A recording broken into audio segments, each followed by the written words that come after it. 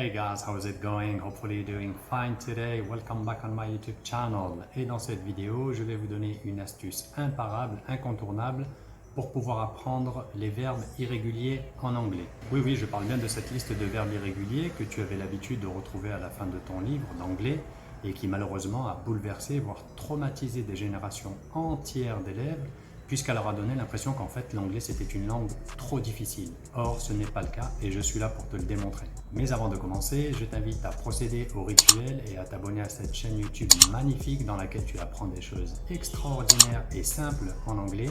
Je t'invite également à cliquer sur la petite cloche pour recevoir les notifications des prochaines vidéos. N'hésite pas également à liker, commenter, partager avec tes proches, ton entourage et tes amis. So let's not waste any more time and let's roll!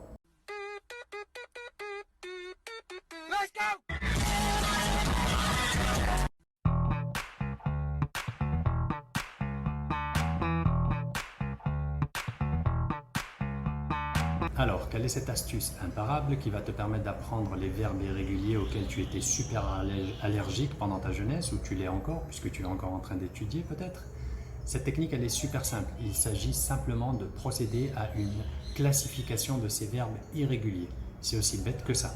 Donc, au lieu d'apprendre cette longue liste de verbes irréguliers de façon classique et rébarbative, en les apprenant par paquet de 5 ou par paquet de 10, je t'invite à faire une petite classification en 5 catégories. Alors, quelles sont ces 5 catégories qui vont me permettre de trier les verbes irréguliers et de mieux les apprendre? On va voir ça tout de suite. La première catégorie, ce sont les verbes les plus utilisés, les verbes incontournables, comme par exemple l'auxiliaire to be, to have, le super auxiliaire do, le verbe make qui veut dire faire, fabriquer. Ce sont en gros les verbes les plus utilisés et qui te permettra d'établir des bases et des fondations solides dans ton anglais. La deuxième catégorie, c'est la catégorie des verbes qui ont le prétérit et le participe passé identiques. Donc prétérit et participe passé, si tu te souviens bien dans ton livre, c'était la deuxième et la troisième colonne. Et donc tu as une liste de verbes comme ça qui ont le prétérit et le participe passé qui sont identiques. Par exemple, le verbe to pay, paid, paid.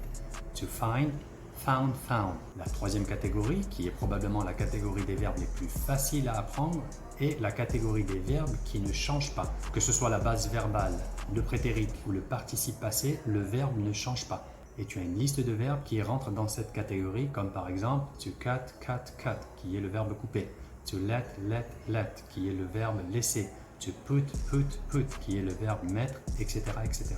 La quatrième catégorie des verbes qu'il faut apprendre, ce sont les verbes qui prennent un T au prétérit et au participe passé. Et on a une petite liste de verbes comme ça, comme le verbe to bend, qui veut dire plier, courber.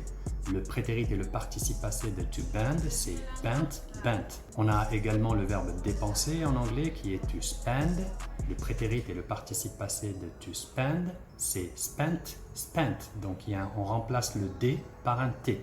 Un dernier exemple avec le verbe to burn, qui veut dire brûler en anglais. Je vous laisse deviner quel est le prétérit et le participe passé de ce verbe-là. Et je vous laisse pour ça quelques secondes. Effectivement, c'est burnt, burned.